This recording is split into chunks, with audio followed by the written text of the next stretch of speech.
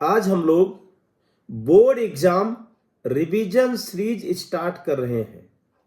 इस revision series में हम लोग जैसे केमिस्ट्री में 10 चैप्टर हैं, तो ऑर्गेनिक के 5 चैप्टर हैं, उनका वेटेज लगभग 33 मार्क्स है और फिजिकल इनऑर्गेनिक में भी 37 मार्क्स के 8 वेटेज है। तो रिवीजन सीरीज का हमारा टारगेट है कि हम वही क्वेश्चन डिस्कस करेंगे। सब्जेक्टिव क्वेश्चन का टारगेट है पहले जो प्रीवियस ईयर में पूछे गए हैं और जो कॉन्सेप्ट हर साल लगभग या अल्टरनेट ईयर में पूछे जाते हैं, तो वो सारे कॉन्सेप्ट हम यहाँ पे कवर करेंगे। तो अगर जितने क्वेश्चन हम लोग रिवीजन सीरीज में डिस्कस करेंगे, अगर उतने क्वेश्चन के आंसर आपको याद है और वो रिएक्शन याद है जो यूज हो रही है, तो बोर्ड के बाहर डेफिनेटली इसके बाहर का कॉन्सेप्ट नहीं पूछा जाएगा। तो पहले हम लोग ऑर्गेनिक पार्ट कवर करेंगे। ऑर्गेनिक में 5 चैप्टर हैं, सबका वेटेज जैसे हेलो एल्केन हेलोरिन्स है तो 6 मार्क्स का वेटेज है इसका। तो 6 मार्क्स, अगर हमने जितने 18 क्वेश्चन हम यहां पे डिस्कस करेंगे, अगर ये क्वेश्चन आप ठीक से सुनते हो और इसका लिख लिख के प्रैक्टिस करते हो तो डेफिनेटली इसके बाहर बोर्ड एग्जाम में नहीं पूछा जाएगा। तो चलते हैं हम लोग, अब स्टार्ट करते हैं। जैसे हमने यहां पे देखिए पहले क्वेश्चन लिखे हैं और ये सारे पीवाईक्यू हैं। ये पीवाईक्यू हमने जो है प्रीवियस ईयर के क्वेश्चन से छांट के रखे हैं इसमें, और जो इंपॉर्टेंट है जिसमें हमने पैटर्न देखा कि लगभग 2 साल 3 साल के बाद वो कॉन्सेप्ट पूछा ही जा रहा है, वो सारे क्वेश्चन हमने यहां पे रखे हैं। तो इसमें 18 क्वेश्चन हम डिस्कस करेंगे। पहले क्वेश्चन पेपर है, इसके बाद क्वेश्चन एंड सॉल्यूशन। इस पैटर्न में हमने इसको अरेंज किया है। तो आप इसका सॉल्यूशन पहले स्टार्ट करते हैं हम लोग। पहले आप क्वेश्चन देख लीजिए। क्वेश्चन नंबर 1,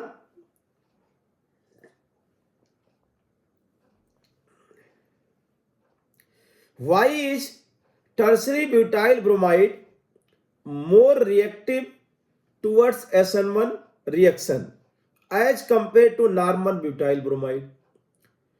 तो इतना मिनिमम कॉन्सेप्ट आप सभी को पता होना चाहिए SN1 एंड SN2 में।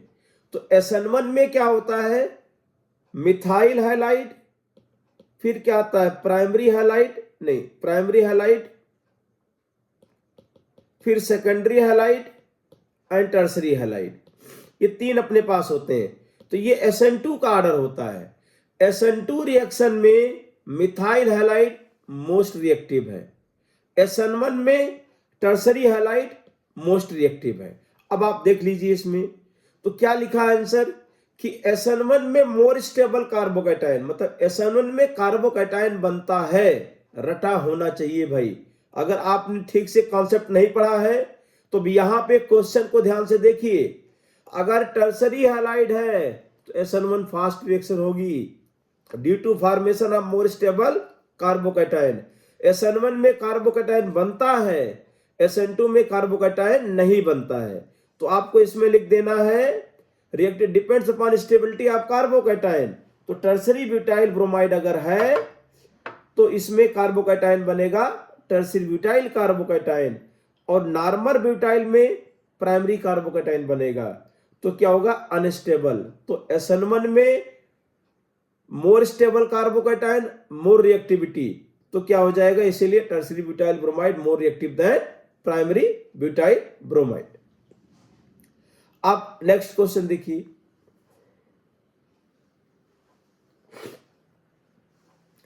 How do you convert the following, chlorobenzene to biphenyl बनाना है। अब ये क्वेश्चन अगर बोर्ड में पूछ लिया गया, और प्रोपेन टू 1 आइडोप्रोपेन, 2 ब्रोमोब्यूटेन टू ब्यूटुइन, ये बिल्कुल एनसीईआरटी के ही क्वेश्चन है और ये पैटर्न बनेगा। देखिए फिटिक रिएक्शन। अब एल्काइल हैलाइड की 3 मिनिमम रिएक्शन सभी को रटा होना चाहिए भाई, उर्ज reaction, Fittig reaction, Wurtz Fittig reaction. इसमें प्रोडक्ट कैसे लिखा जाता है आपको याद होना चाहिए। देखिए एरोमेटिक अगर एराइल हैलाइड है, सोडियम ड्राई ईथर के प्रेजेंस में रिएक्शन करते हैं तो बाईफिनाइल बनेगा इसमें। प्रोडक्ट लिखने का तरीका यहाँ पे 2 और ये NaCl यहां से हटा देंगे ऐसे, ये क्या बन गया, प्रोडक्ट बन गया। सेकंड है प्रोपीन टू 1 आयोडोप्रोपेन। अब यहां पे पहले प्रोपीन दिया गया है, तो प्रोपीन HBr परऑक्साइड, तो 1 ब्रोमोप्रोपेन बनेगा। अगर सिर्फ HBr ऐड कराओगे तो मार्कोनी का रूल लग जाएगा, तो मार्कोनी का रूल में क्या बनेगा, 2 ब्रोमोप्रोपेन बनेगा। लेकिन हमें यहां पे 1 ब्रोमो बनाना है पहले, तो एंटी मार्कोनिक वाला रूल लगा देंगे। HBr हाइड्रोजन वहां पे जाएगा जहां पे हाइड्रोजन की संख्या कम होगी, या ब्रोमीन वहां पे जाएगा जहां पे हाइड्रोजन की संख्या ज्यादा होगी, ये एंटी मार्कोनिक रूल में आ जाएगा। अच्छा, तो 1 ब्रोमोप्रोपेन। अब 2 रिएक्शन और मेन है,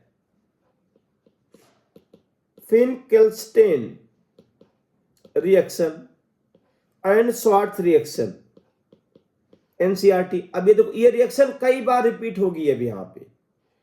तो फिनकेल्स्टेन रिएक्शन में क्या करना है, अगर क्लोराइड एंड ब्रोमाइड है, इससे आयोडाइड बनाना है, तो यहां पे क्या कर देंगे, सोडियम आयोडाइड इन एसीटोन। एसीटोन में क्या कर देंगे, सोडियम आयोडाइड, सोडियम आयोडाइड इन एसीटोन, तो क्या बन जाएगा, 1 आयोडो प्रोपेन बन जाएगा। तो ये रिएक्शन आपको याद रखना है।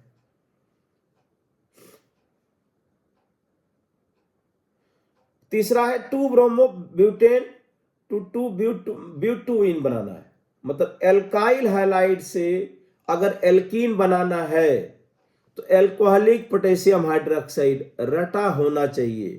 कि एल्काइल हैलाइड से एल्कीन बनाना है, एल्कोहलिक पोटेशियम हाइड्रोक्साइड यूज कर लीजिए, क्या बन जाएगा, एल्कीन बन जाएगा यहां पे।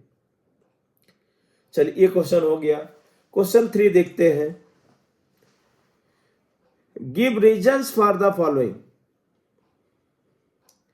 Ethyl iodide undergoes SN2 reaction faster than ethyl bromide। अब मतलब ये क्वेश्चन सॉल्व करने में जो पॉइंट यूज हो रहा हमें याद होना चाहिए भाई। इथाइल आयोडाइड कर रहे हैं कि मोर रिएक्टिव, तो इसमें चाहे SN1 रिएक्शन हो या SN2 रिएक्शन हो, देखो एक बार याद दिला दे कॉन्सेप्ट, इसके बाद इसका आंसर लिख देंगे कि ऑर्डर ऑफ रिएक्टिविटी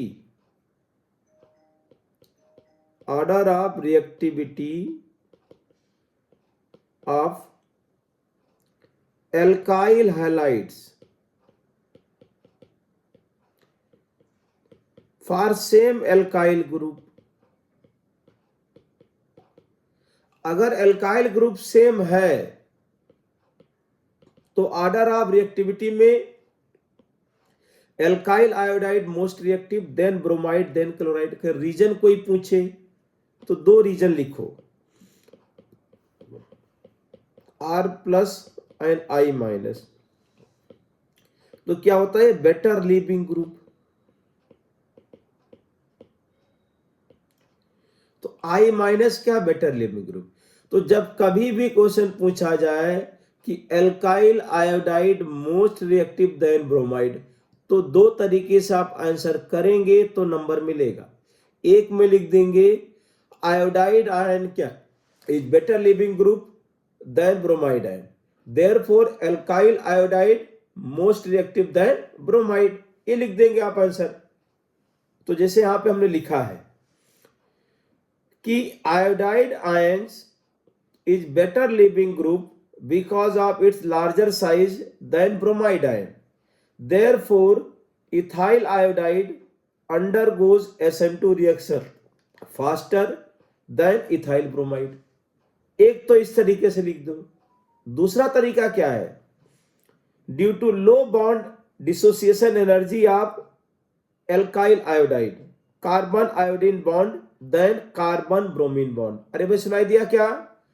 तो अगर कभी भी पूछा जाए कि एल्काइल आयोडाइड मोर रिएक्टिव देन ब्रोमाइड, तो दो रीजन लिख सकते हैं। एक तो बॉन्ड एनर्जी में कि कार्बन आयोडीन बॉन्ड एनर्जी क्या होती है, कम, इसलिए रिएक्टिविटी ज्यादा।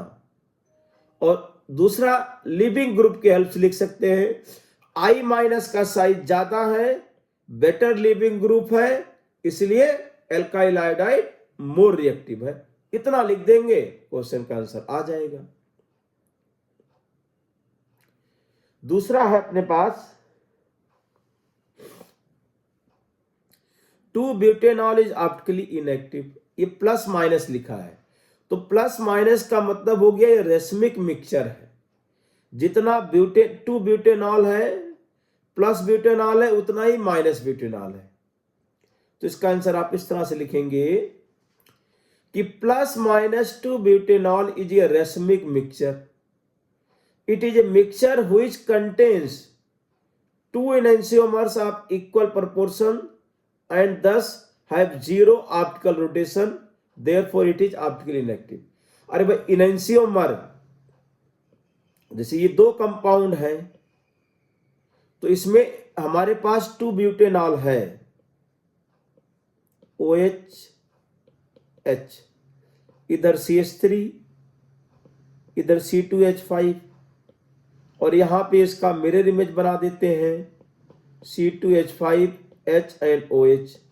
ये 2-ब्यूटेनॉल है।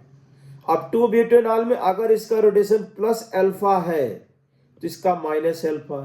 तो अगर इक्विमोलर मिक्सचर है तो क्या हो जाएगा, ऑप्टिकली इनएक्टिव मिक्सचर बनेगा। मतलब प्लस माइनस का मतलब रेसमिक मिक्सचर है तो ऑप्टिकली इनएक्टिव। ठीक है, अब इसके बाद क्या है, तीसरा question, CX bond length in halobenzene is smaller than CX bond length in CH3X। मतलब ये कहना चाह रहे हैं कि अगर हम यहां पे इसको समझाएं पहले कि अगर ये हमारे पास क्लोरोबेंजीन है तो क्लोरोबेंजीन में पाई सिग्मा पाई, यहां पे Cl आ गया। अब यहां पे क्या होगा, रेजोनेंस, पाई बॉन्ड यहां शिफ्ट होगा, पाई बॉन्ड जब यहां शिफ्ट होगा माइनस, ये डबल बॉन्ड, तो क्लोरोबेंजीन में क्या हो जाएगा, रेजोनेंस। अब रेजोनेंस होने की वजह से कार्बन क्लोरीन बॉन्ड में पार्शियल डबल बॉन्ड करेक्टर आ जाएगा। अरे सुनाई दिया क्या, ड्यू टू रेजोनेंस, रेजोनेंस होने की वजह से कार्बन क्लोरीन में पार्शियल डबल बॉन्ड, तो पार्शियल डबल बॉन्ड आने की वजह से बॉन्ड लेंथ क्या होगी, कम हो जाएगी। जबकि CH3Cl अगर है तो CH3Cl में रेजोनेंस नहीं है, sp3 कार्बन से जुड़ा है, तो प्योरली सिंगल बॉन्ड है, ये प्योरली सिंगल बॉन्ड ही रहेगा, इसीलिए इसका बॉन्ड लेंथ ज्यादा। सिंगल बॉन्ड का बॉन्ड लेंथ ज्यादा, डबल बॉन्ड का बॉन्ड लेंथ कम होता है। तो यहां पे क्या लिख देंगे अब answer, due to delocalization of lone pairs of electrons of the chlorine atom over the benzene ring, carbon chlorine bond in chlorobenzene acquire some double bond character। मतलब आपको यह लिख देना है, ड्यू टू रेजोनेंस क्लोरोबेंजीन में carbon chlorine bond में partial double bond character आ जाएगा तो बॉन्ड लेंथ कम हो जाएगा।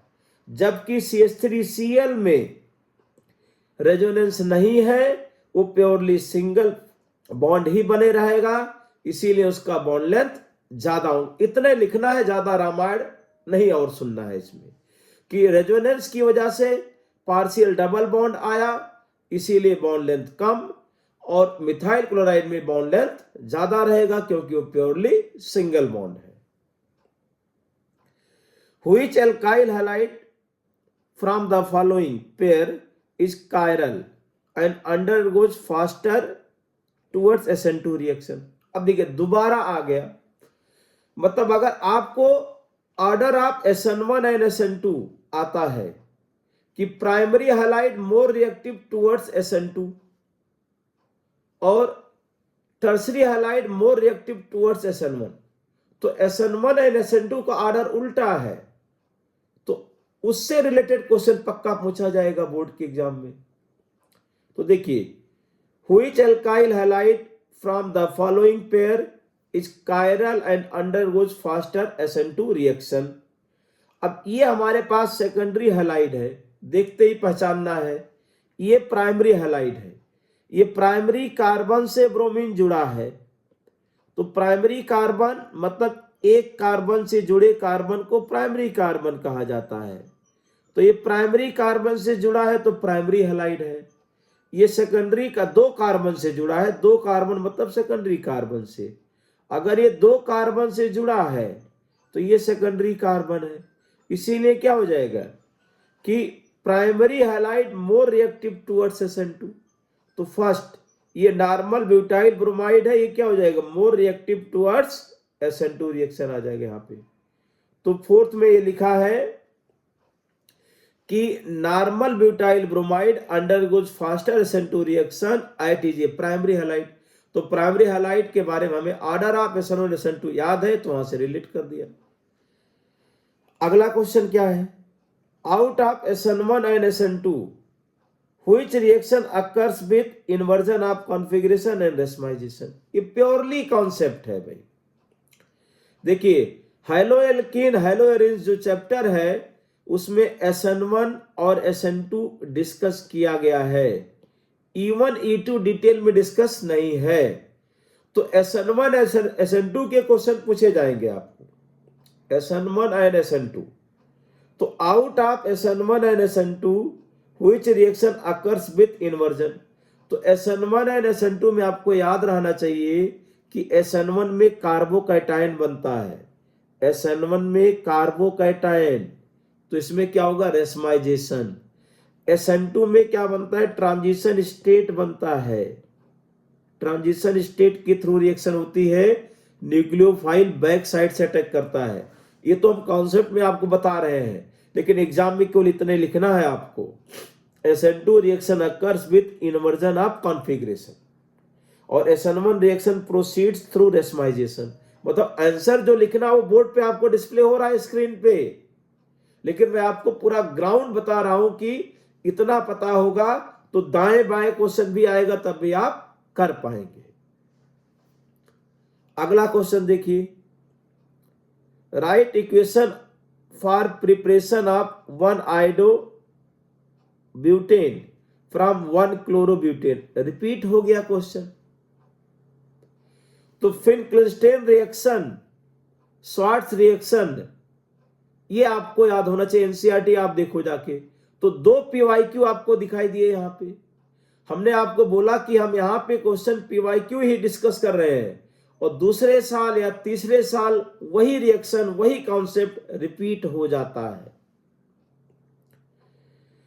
अब ये वाला तो हमें क्या कर देना, Finkelstein sodium iodide and acetone, answer दिखा देते हैं। सोडियम आयोडाइड और ड्राई एसीटोन कर दिया तो बन गया आयोडो एल्काइल आयोडाइड।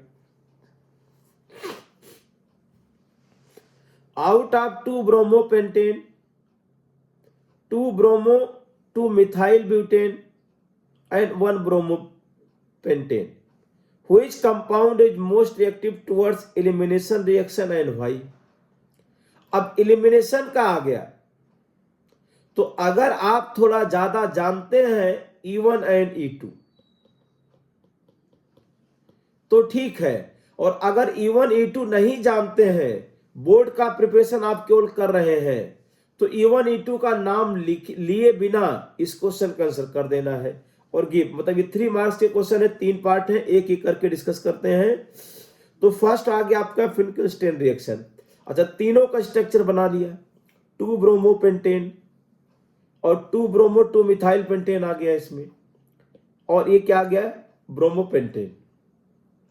अब देखो, ये हमारे पास ये टर्सरी हैलाइड है, ये सेकेंडरी हैलाइड है और ये प्राइमरी। मतलब एनसीईआरटी में बहुत डिफिकल्ट पूछा ही नहीं जाएगा।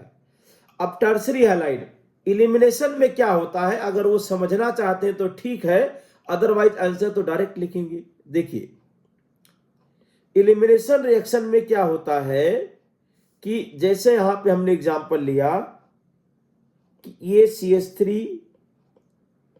CH3 और ये ब्रोमीन है और यहां पे CH3 है, ये टर्सरी ब्यूटाइल ब्रोमाइड है और इथाइल लिया है इन्होंने यहां पे, तो इथाइल ले लेते हैं, CH3 एंड CH और ये हाइड्रोजन यहां पे। अब क्या होता है कि एलिमिनेशन रिएक्शन अगर हम लोग लिखें यहां पे,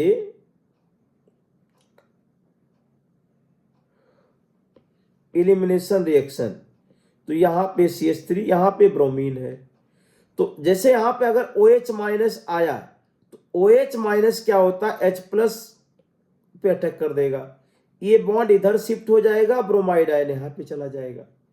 तो OH माइनस जब हाइड्रोजन पे अटैक करता है तो एलिमिनेशन होता है।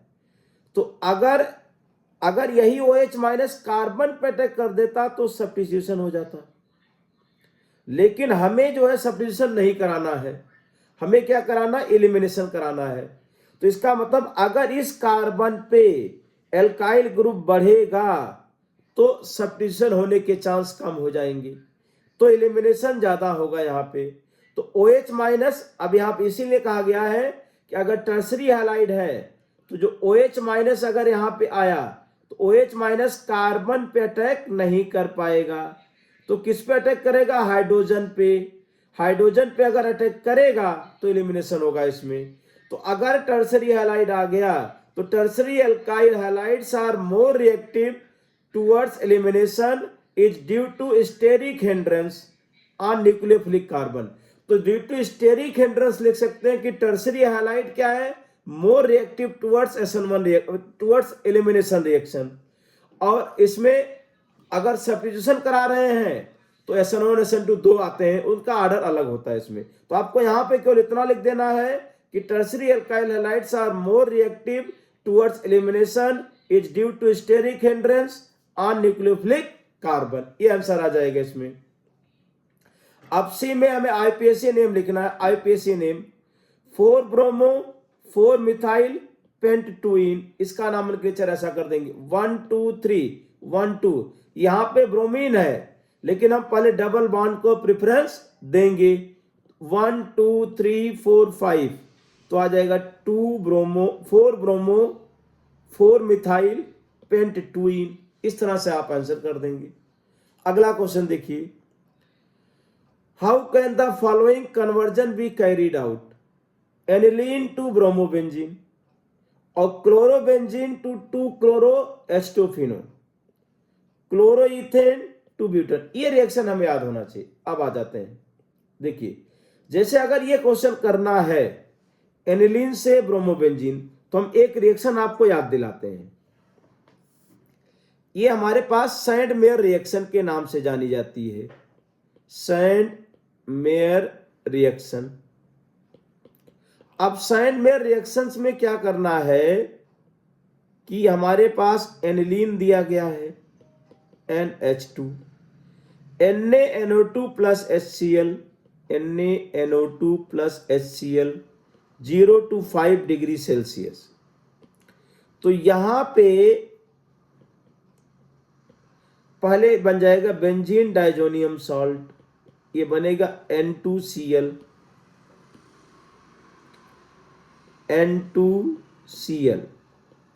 ये बना बेंजीन डाइजोनियम सॉल्ट। और बेंजीन डाइजोनियम सॉल्ट की रिएक्शन अगर हम लोग करते हैं, benzene diazonium salt,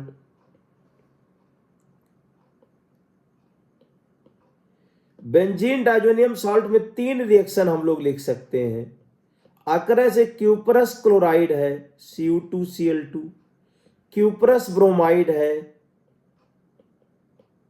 and cuprous cyanide है। तो अगर इसके रिएक्शन कराएंगे यहां पे तो क्लोरोबेंजीन बन जाएगा और यहां पे बनेगा ब्रोमोबेंजीन और यहां पे बनेगा साइनोबेंजीन। तो ये 3 कन्वर्जन आपको याद होना चाहिए। सैंड मेयर रिएक्शन याद होना चाहिए कि अगर हमें ये बनाना है तो तुरंत आपको ये क्लिक करना चाहिए। अब जो बोर्ड में क्वेश्चन पूछा गया है उसका आंसर आपको ऐसे लिख देना है, Na2 प्लस बेंजीन और क्यूप्रस ब्रोमाइड से क्या बन गया, ब्रोमोबेंजीन, आंसर आ गया। और इसके बाद सेकंड आंसर क्या दिया है, क्लोरोबेंजीन टू 2 क्लोरोएस्टोफिनोन। ओके, ये क्लोरोबेंजीन हमें दिया गया है, 2 क्लोरोएस्टोफिनोन बनाना है, तो फ्रिडल क्राफ्ट एसाइलेशन करा देंगे भाई। अभी यहां पे लिया तो फ्रिडल क्राफ्ट की 2 रिएक्शन है, एल्काइलेशन एंड एसाइलेशन। तो सेकंड पोजीशन पे लगाना था, क्योंकि Cl क्या था, आर्थो पैरा डायरेक्टिंग है, आर्थो एंड पैरा डायरेक्टिंग। तो हम क्या करेंगे, इसमें डायरेक्ट एसाइलेशन करा देंगे तो आंसर आ जाएगा। Chloroethane to butane. अब क्लोरोइथेन से ब्यूटेन, स्टार्टिंग में क्वेश्चन पूछा जा चुका, नाम ले दिया हूं इसका, Wurtz reaction, Fittig reaction, Wurtz Fittig reaction, तीनों रिएक्शन आपके एकदम रटा होना चाहिए, जवान पे होना चाहिए इसमें। तो 2 कार्बन बढ़ाना था, डबल करना था, तो क्या कर देंगे, सोडियम ड्राई ईथर, इसी का नाम होता है उर्ज रिएक्शन। तो सोडियम ड्राई ईथर करेंगे तो 2 NaCl यहां से निकल जाएगा, और ये दोनों एल्काइल एल्काइल आमने सामने आ जाएंगे, कार्बन डबल हो जाएगा, कार्बन डबल हो जाएगा। अब इसके बाद देखिए,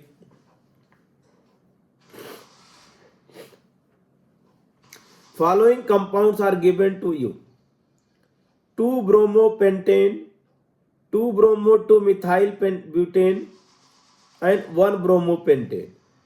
अब ये 3 कंपाउंड है, write the compound which is most reactive towards SN2 reaction, write the compound which is optically active, write the compound which is most reactive towards beta elimination.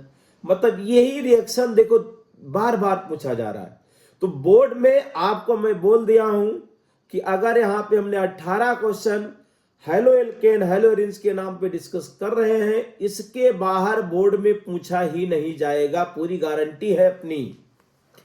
Concept तो इसके बाहर जा ही नहीं सकता। अब ये तीनों का स्ट्रक्चर बना दिया यहां पे।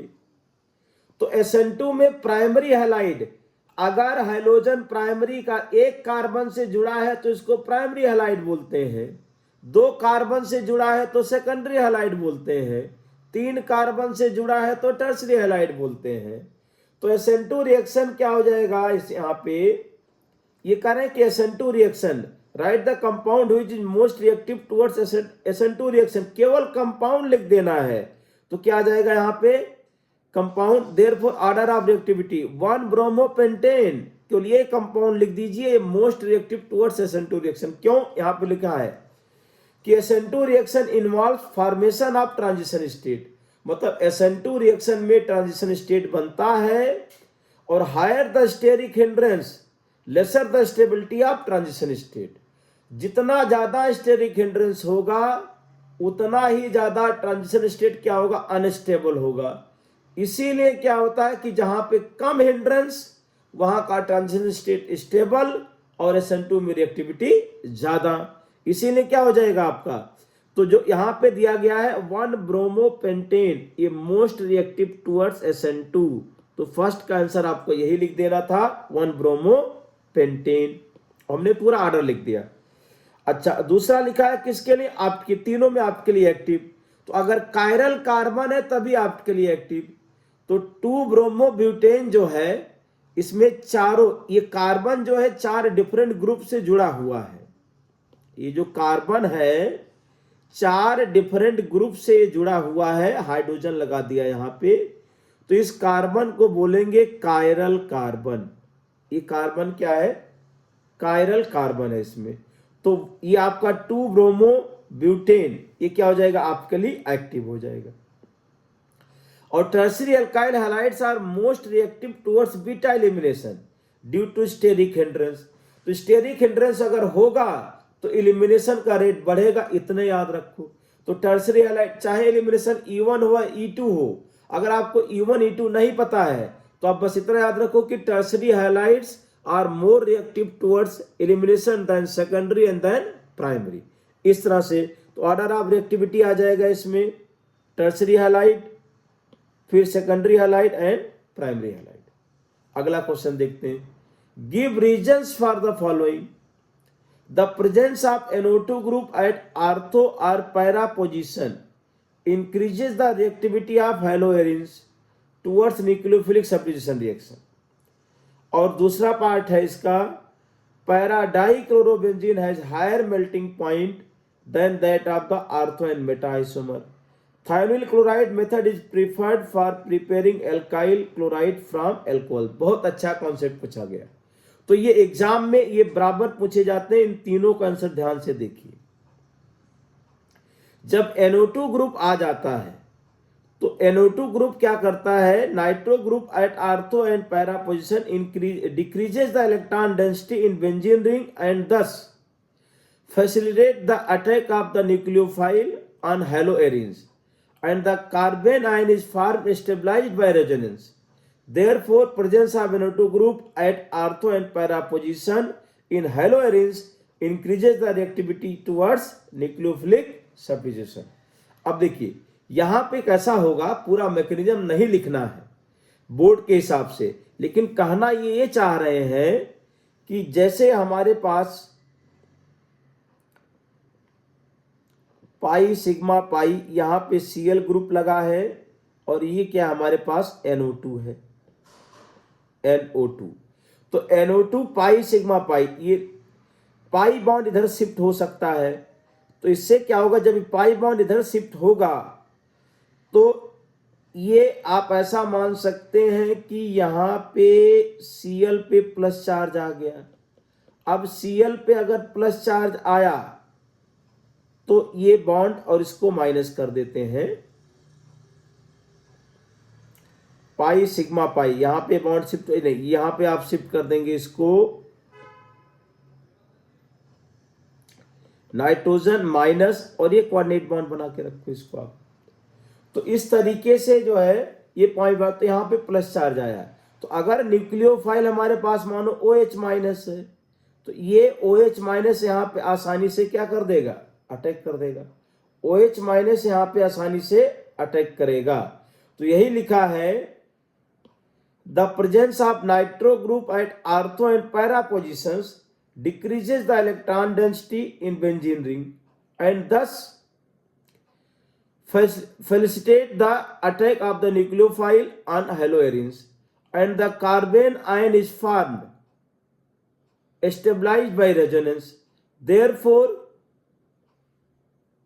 presence of NO2 group at ortho and para position in haloarenes increase the reactivity of towards nucleophilic substitution। मतलब ये जो कार्बन आयन बनेगा, कार्बन आयन बना तभी जाकर के आगे ये प्रोसीड किया, पाई पाई यहां पे। तो बस आप इतना याद रखिए कि अगर बेंजीन रिंग में, क्लोरोबेंजीन में -M इफेक्ट आएगा, मतलब NO2 ग्रुप आ जाए, तो रेट ऑफ रिएक्शन क्या होगा, सब्स्टिट्यूशन रिएक्शन का इंक्रीज कर जाएगा। अच्छा, melting point of para dichlorobenzene is higher than that of ortho and meta isomer. तो इसका लिख देंगे कि पैरा में क्या होगा, सिमेट्रिकल स्ट्रक्चर बनेगा और उसका क्या होगा, ज्यादा परफेक्ट या क्लोज पैकिंग होगी। तो पैकिंग अगर ज्यादा इफिशियंट है तो मेल्टिंग पॉइंट ज्यादा होगा। तो इसमें आप लिख देंगे आंसर, अगर बोर्ड में क्वेश्चन आता तो आपको ये लाइन जरूर होना चाहिए, due to most effective packing of para dichlorobenzene due to symmetrical structure. तो इसमें कह रहे हैं कि पैरा डाइक्लोरोबेंजीन, ये हमारे पास पैरा डाइक्लोरोबेंजीन है, इसका सिमेट्रिकल स्ट्रक्चर होने की वजह से इसका इफिशियंट पैकिंग होगा, मेल्टिंग पॉइंट ज्यादा हो जाएगा। बस इतना याद रहेगा तो आंसर हो जाएगा आपको। अच्छा, थर्ड में क्या है, देखो एल्कोहल से क्लोराइड बनाना है तो हम लोग 4 या 5 रिएजेंट याद रखते हैं। अगर यहां PCl3 यूज कर दें, PCl5 कर दें, और इसके बाद में हम यहाँ पे लुकास रिएजेंट यूज करते हैं, HX यूज करते हैं, प्लस ZnCl2 HCl, तो ये सारे हमारे पास रिएक्शंस हैं। लेकिन कह रहे हैं कि अगर हम SOCl2 यूज करते हैं एल्काइल आयोडाइड क्लोराइड बनाने के लिए, तो इसका जो बाई प्रोडक्ट होता है दोनों गैस से बनते हैं, तो ज्यादा pure alkyl iodide, alkyl chloride यहाँ पे मिलेगा। तो thionyl chloride react with alcohol to give better yield of alkyl halide due to formation of gaseous by product SO2 and HCl। मतलब आप इतना याद रखो कि एल्कोहल से अगर हम एल्काइल क्लोराइड बना रहे हैं तो सबसे अच्छा रिएजेंट कौन है? SOCl2। क्यों? क्योंकि उसमें जो बाई प्रोडक्ट बनते हैं वो क्या होते हैं? गैस होते हैं, SO2 and HCl। यही बोर्ड में पूछा जाएगा। और ये तो आपका इंट्रेंस में मतलब कंपटीशन में भी पूछा सकता है, नीट में, जेई में, दोनों जगह ये रिएक्शन पूछी जा सकती है। आइए अगला क्वेश्चन देखते हैं। Give the IUPAC name of the following compound. बहुत आसान क्वेश्चन पूछ लिया गया कि 2 ब्रोमोब्यूटेन और 1,3 डाइब्रोमोबेंजीन और इसमें 1 2 3 क्लोरोप्रोपेन। तो आप यहां लिख देंगे 2 ब्रोमोब्यूटेन, 1,3 डाइब्रोमोबेंजीन और 3 क्लोरोप्रोपीन। तो ये कह रहे हैं कि बोर्ड के क्वेश्चन है, PYQ में यही पूछा जाएगा भाई, इतना आना चाहिए तो आपका एग्जाम का क्वेश्चन सॉल्व होगा।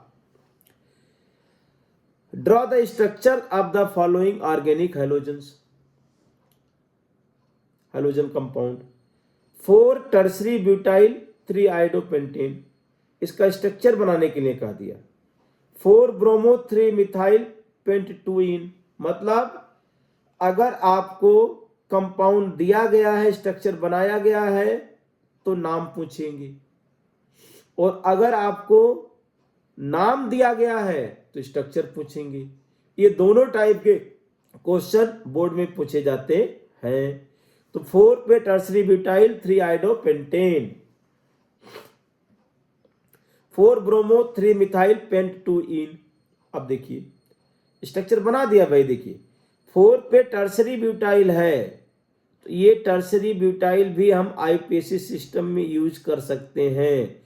तो इसके लिए आपको tertiary butyl group, secondary butyl group, neopentyl group, isopropyl group, ये कुछ कॉमन नेम 3-4 है, उनको याद रखेंगे। तो टर्सरी ब्यूटाइल और 3 आयोडोहेप्टेन है, तो 3 पे आयोडो लगा दिया और हेप्टेन, ये बन गई सीरीज। 4 पे दूसरा 4 ब्रोमो 3 मिथाइल पेंटटूइन। तो पेंटटूइन है तो पहले सेकंड पोजीशन पे डबल बॉन्ड बनाओ भाई। 1 2 3 4 5 कार्बन आ गए। तो 4 ब्रोमो 3 मिथाइल, 4 पे ब्रोमो है और 3 पे मिथाइल है। तो पहले ये 5 की चेन बनाओ, सेकंड पे डबल बॉन्ड बनाओ। उसके बाद में नंबरिंग कहां से स्टार्ट करेंगे? सेकंड पोजीशन पे डबल बॉन्ड आना चाहिए। और 3 4 5 नंबरिंग कर दिया। अब 4 पे ब्रोमो लगा दो और 3 पे मिथाइल, स्ट्रक्चर आ गया। 11वां क्वेश्चन देखते हैं। A hydrocarbon gives only one monochlorinated product. Identify the hydrocarbon. अब ये C5H12 ये है हमारे पास पेंटेन। तो पेंटेन के कितने स्ट्रक्चर बनते हैं, कितने आइसोमर्स बनते हैं, ये भी आपको याद होना चाहिए भाई। अगर हम पेंटेन की बात करें तो 3 ही बनते हैं, 1 2 3, ये 5 कार्बन की चेन बना देते हैं। एग्जाम में आंसर क्या लिखना हो बताते हैं। ये 5 कार्बन की चेन, ये पेंटेन बन गया। अब 4 कार्बन की चेन और 1 मिथाइल ग्रुप कहीं लगा दो, फिर 3 कार्बन की चेन। तो अगर हम यहां लिखें 1 2 3 4 5, 1 2 3 4, 1 2 3, तो करें कि अगर ये हमारे पास पेंटेन है C5H12 तो इसके 3 ही स्ट्रक्चर बन सकते हैं। अब करें इसका क्लोरीनेशन करा रहे हैं, तो क्लोरीनेशन का मतलब Cl2 प्लस लाइट की प्रेजेंस में रिएक्शन कराएंगे, तो हाइड्रोजन हटने के बाद Cl आएगा। तो अगर ये हमारे पास कंपाउंड है, इसका नाम है नियोपेंटेन। ये होता है नियोपेंटेन, नियोपेंटेन है। तो इसमें कह रहे हैं कि नियोपेंटेन में सारे हाइड्रोजन आइडेंटिकल हैं भाई। तो 12 में से कोई भी हाइड्रोजन हटाओ आप तो एक ही कंपाउंड बनेगा इसमें। तो यही क्वेश्चन की डिमांड है कि अगर हम इसका मोनोक्लोरिनेशन कराएं और एक ही प्रोडक्ट बने तो इन तीनों में से कौन सा स्ट्रक्चर हो। हमने 3 बनाए, आपको एग्जाम में सोचना पड़ेगा, तो इन तीनों में से कौन सा स्ट्रक्चर होना चाहिए। तो आप कह दोगे इसमें स्ट्रक्चर हमारे पास होना चाहिए सेकंड वाला जो बनाया नियोपेंटेन। इसमें तो क्या है, हाइड्रोजन Cl यहां भी आ सकता है, यहां भी आ सकता है, यहां भी आ सकता है, 3 बनेंगे इसमें, यहां आ सकता है, यहां आ सकता है, यहां भी आ सकता है, यहां 4 बनेंगे इसके। तो 4 टाइप के प्रोडक्ट यहां पे बन जाएंगे, जबकि यहां पे एक ही प्रकार का बनेगा। तो इसका आंसर क्या लिखेंगे आप, neopentane. Question number 12,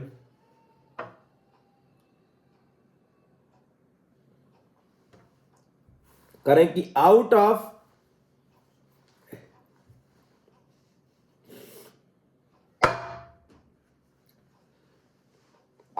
tertiary butyl bromide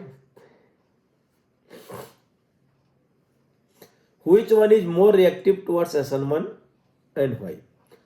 अच्छा, एक टर्सरी ब्यूटाइल ब्रोमाइड है, टर्सरी ब्यूटाइल आयोडाइड है। तो हमने आपको स्टार्टिंग में बता दिया भैया इसके बाहर नहीं पूछा जाएगा, ये गारंटी मेरी है।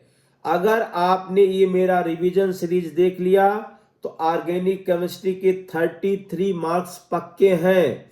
आप क्या करोगे, इसमें इतने कॉन्सेप्ट आपको पूछा जाएगा बोर्ड में।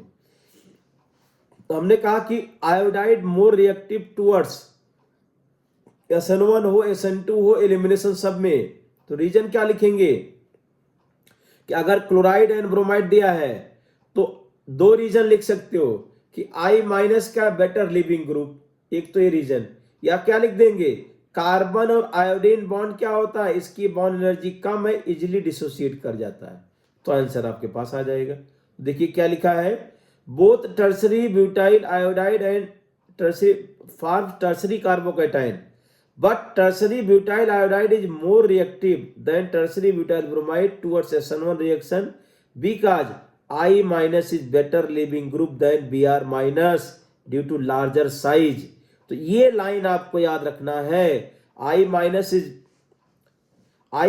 is better leaving group than bromide and due to larger group। या फिर क्या लिख देंगे, due to low bond association energy of carbon iodine bond than carbon bromine bond. ये आपका अगर ऐसा आपने लिख दिया तो आपका नंबर पक्का, क्योंकि देखिए 3 मार्क्स के क्वेश्चन है तो आपको एक एक लाइन लिखेंगे तब भी आपका आंसर आ जाएगा। तो 2 तरीके से लिखने का आंसर बता दिया, या तो लिविंग ग्रुप से करो, साइज से रिलेट करो, या फिर लिख देंगे कि Ci बॉन्ड क्या हो गया, उसकी एनर्जी कम है क्योंकि साइज ज्यादा है। साइज ज्यादा होने की वजह, साइज का ही रोल दोनों में है। तो I- बड़ा साइज है तो स्टेबल है, और Ci बॉन्ड में ये बॉन्ड लेंथ ज्यादा है तो बॉन्ड एनर्जी कम है। तो 2 तरीके से आप आंसर कर सकते हैं। Right the product form by para nitrochlorobenzene is heated with aqueous NaOH at 443 Kelvin followed by acidification। देखिए कितना अच्छा क्वेश्चन है इसमें। तो अगर आपको ये रिएक्शन याद आ रही है तो बहुत अच्छा है। एनसीईआरटी में आप जब खोलेंगे तो इसमें कह रहे हैं कि 3 रिएक्शन दी गई हैं, तो ये तीनों आपके जबान पे होना चाहिए। 4 इनफैक्ट 4 रिएक्शन है। आंसर तो आपको इतना ही लिखना है, ये अगर हमारे पास क्लोरोबेंजीन है Cl और यहां पे अगर लिखते NaOH तो 350 डिग्री सेल्सियस और 300 एटीएम प्रेशर, तो यहां पे क्या बनता है, सोडियम फिनॉक्साइड बनता है। एसिडिक मीडियम ले आते हैं तो ये बन जाता है फिनॉल। तो अगर केवल क्लोरोबेंजीन है तो बहुत high temperature and high pressure पे रिएक्शन होती है। अगर हम यहाँ पे Cl एंड NO2 ग्रुप ले आते हैं तो NO2 ग्रुप अगर आ गया यहाँ पे NaOH, अब ये normal pressure and temperature 443 kelvin पे रिएक्शन होगा। तो अगर इसमें करें कि क्लोरोबेंजीन में बेंजीन रिंग में ये ONA एंड NO2, और फाइनली क्या बन जाएगा, ये फिनॉल बन जाएगा यहाँ पे OH एंड NO2। तो जब NO2 ग्रुप बढ़ेगा, देखो अगर 2 NO2 आ जाए, Cl, ये NO2 एंड NO2, तो इसमें कह रहे हैं कि दोनों रिएजेंट एक ही बार लिख दो आप, NaOH। तो ये जनरली क्या 95 डिग्री सेल्सियस पे रिएक्शन हो जाती है और H3O+। तो ये रिएक्शन आपको पक्का बोर्ड में पूछा जाएगा भाई, इसको याद रखिए, एनसीईआरटी की रिएक्शन है। और तीसरी रिएक्शन भी है इसके अंदर, अगर यहाँ पे Cl और 2,4,6 तीनों पोजीशन पे NO2 ग्रुप लगा है, तो यहाँ पे करें कि H2O NaOH, और इसमें हम NaOH यूज करें या ना करें, वाटर के साथ इसको अगर वार्म कर दें तब भी रिएक्शन हो जाएगी। तो ये करें कि वार्म या 35 डिग्री सेल्सियस पे क्या होगा, ये प्रोडक्ट बन जाएगा ONa and NO2 NO2 and NO2, और फिर एस्टरिफिकेशन कर देंगे तो पिक्रिक एसिड बन जाएगा OH 2,4,6 ट्राई नाइट्रोफिनॉल। तो कर ये प्रोडक्ट, ये रिएक्शन आप याद रखेंगे। यहां पे तो आपको बस यही लिख देना था, क्यों एक रिएक्शन, यहां पे पूरा कॉन्सेप्ट नहीं, बस ये आपको आंसर लिख देना था। तीसरा पार्ट क्या है, why dextro and laboratory isomers of butane two ol are difficult to separate by fractional distillation. तो कॉन्सेप्ट ये है कि अगर इनेंशियोमर्स हैं, तो इनेंशियोमर जो होते हैं, वो इनेंशियोमर क्या होता है कि उनका सभी प्रॉपर्टी क्या होती है, आइडेंटिकल। तो identical physical and chemical property except optical rotation. अरे सुनाई दिया भाई, जैसे अगर हमने लिखा, इन्होंने क्या लिखा, ब्यूटेन टू ऑल लिखा है, ब्यूटेन टू ऑल है, तो ब्यूटेन टू ऑल अगर है CH3 OH H C2H5, इसका मिरर इमेज बनाओ, तो ये बनेगा CH3 C2H5 H and OH। अब ये दोनों कंपाउंड क्या इनेंशियोमर हैं, तो इनमें केवल इतना डिफरेंस है कि इसका अगर रोटेशन प्लस अल्फा है तो इसका रोटेशन क्या होगा, माइनस अल्फा होगा। Plus alpha and minus alpha, rotation में केवल डिफरेंस है दोनों के, बाकी इनका melting point, boiling point, other property क्या होगा, एकदम एग्जैक्टली सेम होगा। तो इसीलिए इनको डिस्टिलेशन से अलग कर ही नहीं सकते, तो ड्यू टू क्या लिख देंगे, सेम बॉइलिंग पॉइंट। तो dextro and laevo form of butane two ol are enantiomers, therefore they have same physical property except optical rotation. अरे भाई सुनाई दिया क्या, तो जो इनेंशियोमर्स होते हैं उनका सेम फिजिकल प्रॉपर्टी होता है, केवल डिफरेंस क्या होता है, ऑप्टिकल रोटेशन डिफरेंस होता है। तो अगर बॉइलिंग पॉइंट सेम है तो डिस्टिलेशन से कंपाउंड को अलग नहीं कर सकते, ये कॉन्सेप्ट आपको याद होना चाहिए। तो due to same boiling point their separation difficult by fractional distillation. Distillation हो, फ्रैक्शनल डिस्टिलेशन हो, अगर बॉइलिंग पॉइंट में डिफरेंस है तभी डिस्टिलेशन मेथड काम करता है।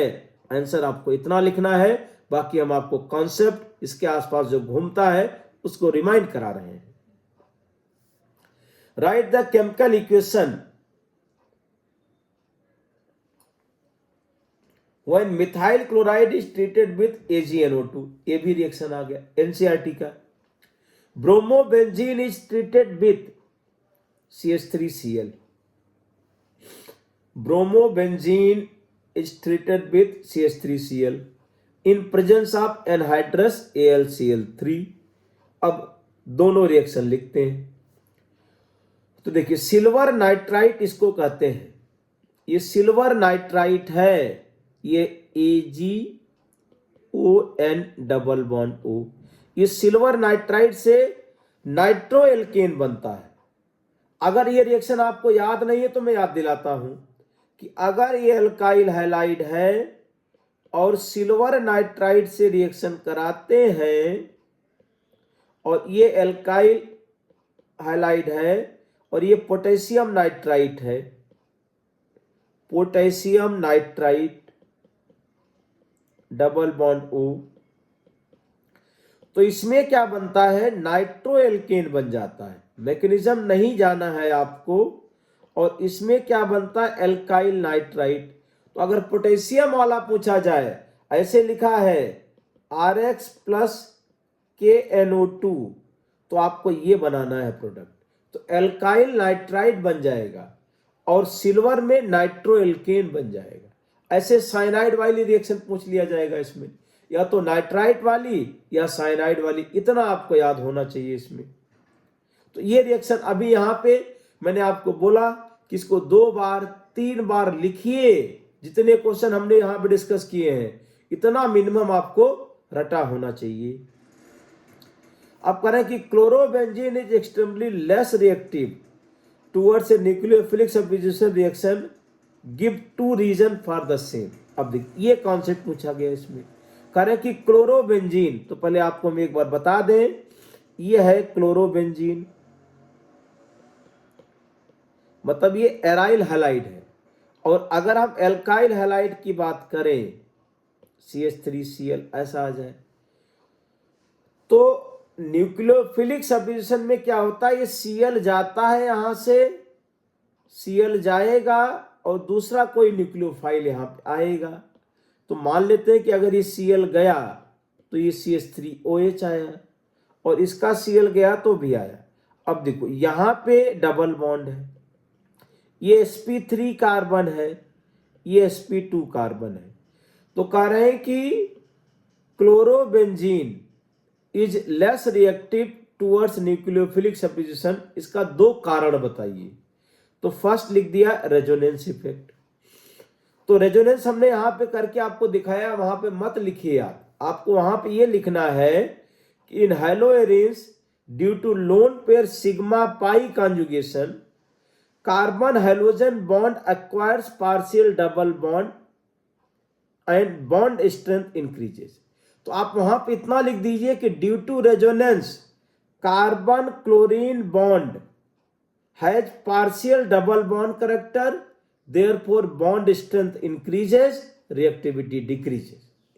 या फिर और छोटा कीजिए, due to resonance carbon chlorine bond length bond strength increases, reactivity decreases, ऐसा लिख दीजिए इसमें। Therefore haloarenes are less reactive towards than haloalkane. अरे भाई समझ में आया गया? तो अगर आपको यहां पे पूछा जाए कि हैलोएरिन्स लेस रिएक्टिव क्यों है, तो रीजन लिख देंगे कि रेजोनेंस होगा, रेजोनेंस होने की वजह से कार्बन क्लोरीन बॉन्ड की स्ट्रेंथ बढ़ जाएगी, रिएक्टिविटी घट जाएगी इसमें।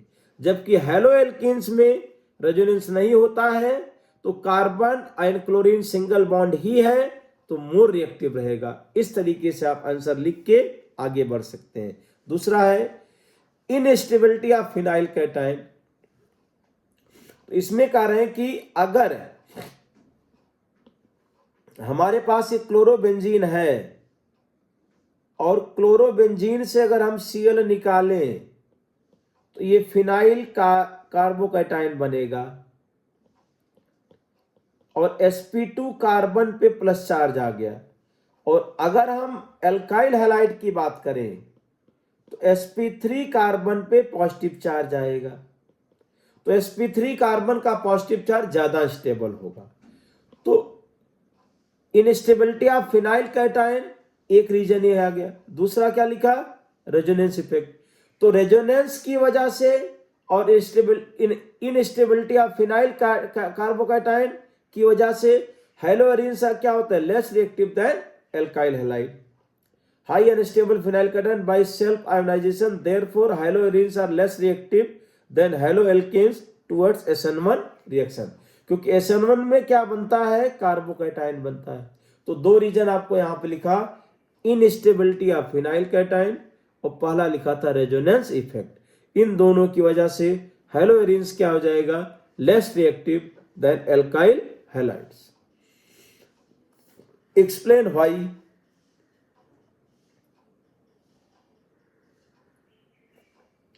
Dipole moment of chlorobenzene is lower than that of cyclohexyl chloride. ये एग्जाम में पूछा जाएगा। Alkyl halides are polar but insoluble in water. मतलब कह रहे हैं कि एल्काइल हैलाइड थोड़ा पोलर तो होता है लेकिन इनकी सॉल्युबिलिटी कम होती है। In the pair tertiary butyl chloride and methyl chloride, methyl chloride will react faster in SN2 reaction with OH minus. अरे भाई, मिथाइल क्लोराइड में जो ट्रांजिशन स्टेट बनेगा वो ज्यादा स्टेबल बनेगा due to less steric hindrance. अब तीनों का आंसर लिखते हैं। देखिए, फर्स्ट में है ये क्लोरोबेंजीन, ये है साइक्लोहेक्साइल क्लोराइड।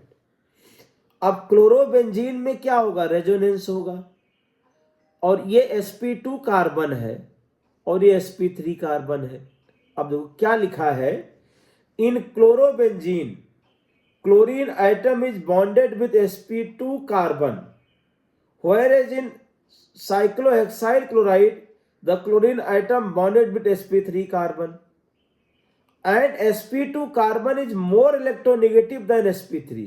मतलब देखो Cl दोनों में सेम है तो sp2 कार्बन करें कि मोर इलेक्ट्रोनेगेटिव है देन sp3, तो ये मोर इलेक्ट्रोनेगेटिव, मतलब ये sp2 मोर इलेक्ट्रोनेगेटिव है और Cl भी मोर इलेक्ट्रोनेगेटिव, तो इस बॉन्ड की पोलरिटी क्या हो जाएगी, कम। अरे भाई फिर से ध्यान से सुनो, Cl का इलेक्ट्रोनेगेटिविटी जो है 3 है, इलेक्ट्रोनेगेटिविटी ऑफ Cl, और कार्बन का 2.5 होता है।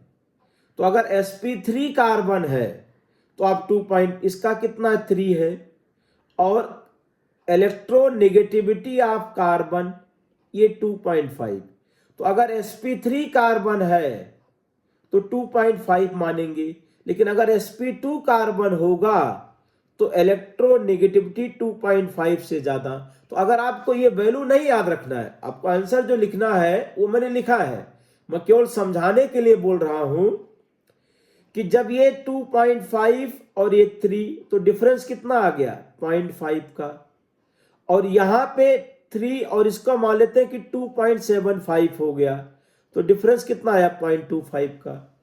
तो sp2 कार्बन और क्लोरीन के बीच का जो इलेक्ट्रोनेगेटिविटी का डिफरेंस है वो कम है, और sp3 कार्बन और क्लोरीन के बीच इलेक्ट्रोनेगेटिविटी का डिफरेंस ज्यादा है, इसीलिए ये ज्यादा पोलर होगा तो डाइपोल मोमेंट ज्यादा हो जाएगा। तो ये वैल्यू अगर आप नहीं लिखते हैं, नहीं याद है, तो आपको केवल एंड केवल इस तरह से आंसर कर देना है।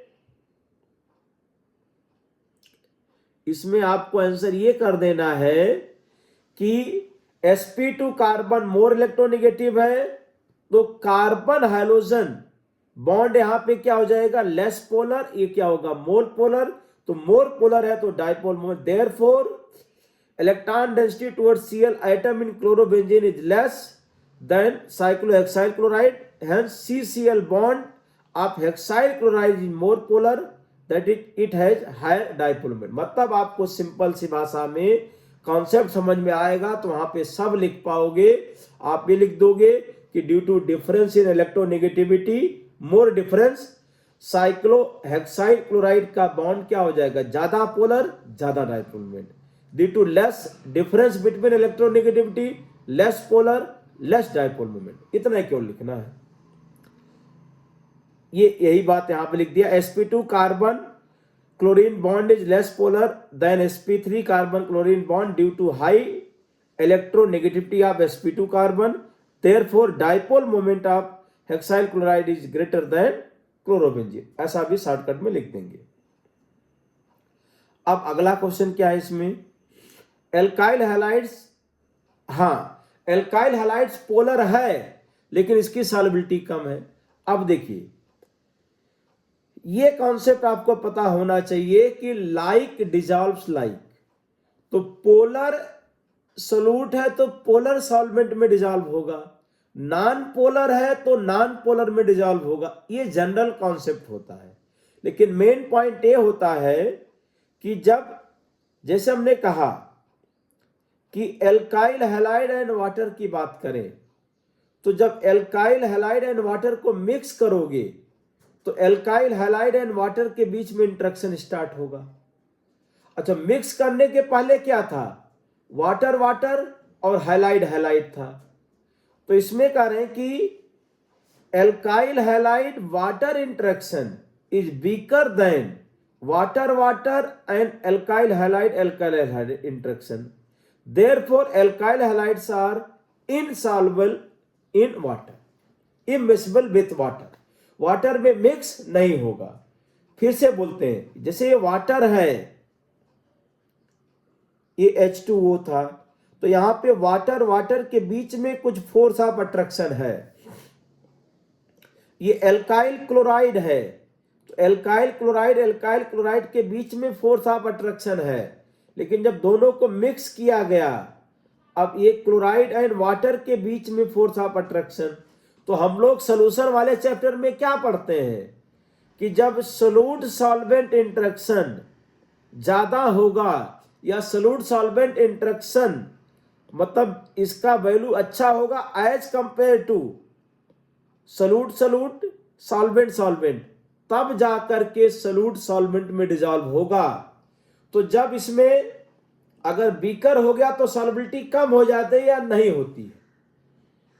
तो यहां पे वाटर और हैलाइड के बीच में पोलैरिटी का डिफरेंस ज्यादा है, तो आपको आंसर यहां पे लिख के ये आगे बढ़ जाना है कि हैलाइड एंड वाटर का जो इंटरेक्शन है बहुत ही वीकर है, इसीलिए एज कंपेयर टू क्या, halide and water, therefore alkyl halides are insoluble in water. ये लिख देना answer.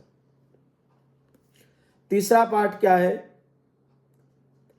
In the pair tertiary butyl bromide, okay इसका आंसर लिख दिया, स्टेरिक हिंड्रेंस से लिखिए भाई इसका आंसर। In SN2 reaction reactivity depends upon steric hindrance, तो methyl chloride is more reactive than this towards SN2 reaction due to more sterically hindered carbon in tertiary butyl chloride.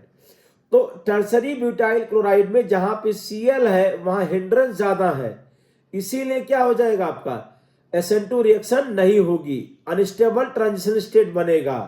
और जबकि मिथाइल हैलाइड में hindrance कम है तो stable transition state बनेगा। मतलब फिर एक बार रिपीट कर रहे हैं कि स्टेरिक हिंड्रेंस अगर बढ़ेगा तो एलिमिनेशन इजी हो जाएगा, सब्स्टिट्यूशन डिफिकल्ट होगा SN2 वाले केस में। SN1 में कार्बोकैटायन बनता है, इसीलिए वहां पे हिंड्रेंस का इफेक्ट नहीं आएगा, वहां पे टर्सरी हैलाइड मोर रिएक्टिव टुवर्ड्स SN1 आ जाएगा। यहां SN2 के लिए हिंड्रेंस देखेंगे। मतलब कंक्लूजन क्या है कि अगर हिंड्रेंस बढ़ेगा तो SN2 का रेट कम होगा और एलिमिनेशन का रेट बढ़ेगा, इतना तो कम से कम जनरलाइज कर सकते हैं। What happens, chlorobenzene is treated with Cl2 and FeCl3, ये क्या हो गया, क्लोरिनेशन ऑफ बेंजीन हुआ, हेलोजिनेशन ऑफ बेंजीन, तो क्लोरोबेंजीन बन जाएगा। Ethyl chloride is treated with AgNO2, दोबारा रिपीट हुआ रिएक्शन, तो इथाइल क्लोराइड एंड AgNO2 से रिएक्शन करा दिया तो क्या बन जाएगा, नाइट्रोइथेन बनेगा। 2-bromopentan is treated with alcoholic KOH,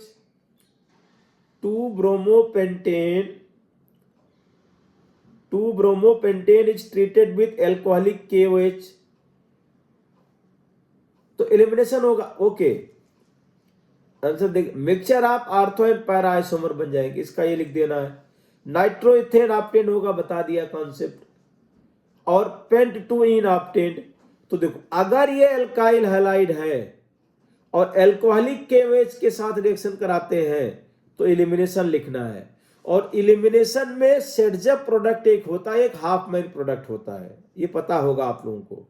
तो जो मोर स्टेबल एल्कीन होगा उसको सेडजप प्रोडक्ट बोला जाता है, और लेस स्टेबल एल्कीन को हाफ मैन प्रोडक्ट बोला जाता है। तो मोर स्टेबल एल्कीन आपको बनाना है। अब मोर स्टेबल कैसे पता चलेगा, जिसके पास ज्यादा एल्काइल ग्रुप हो, मतलब डबल बॉन्ड कार्बन के पास हाइड्रोजन कम हो, हाइड्रोजन देखो यहाँ 2 है, 1 3 है, यहाँ 1 1 है, तो ये मोर स्टेबल हो जाएगा इसमें, तो ये बन जाएगा प्रोडक्ट। तो इस तरीके से इसका आंसर यहाँ पे लिख देंगे। आप क्वेश्चन नंबर 17 देखो, justify and arrange the following compound, namely, ये कंपाउंड दिए हैं, मतलब ये आप देखो प्राइमरी हैलाइड है, ये प्राइमरी है, ये सेकेंडरी बेंजाइलिक है, ये टर्सरी बेंजाइलिक है, मतलब ये हमारे पास बेंजाइल ब्रोमाइड है ये। तो ये बेंजाइल ब्रोमाइड ये कंपाउंड है अपने पास। पाई सिग्मा पाई क्या हो गया, CH2Br।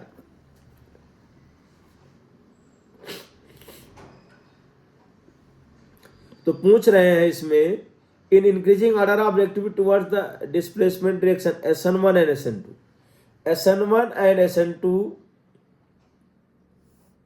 यहाँ SN1 SN2 में आपको ऑर्डर लिखना है। अब देखिए order of reactivity towards SN1, तो SN1 में क्या होगा कि कार्बोकैटायन की स्टेबिलिटी देंगे। Reactivity towards SN1 reaction depends upon stability of carbocation, therefore tertiary halides are more reactive towards SN1 than secondary than primary halide due to formation of more stable carbocation।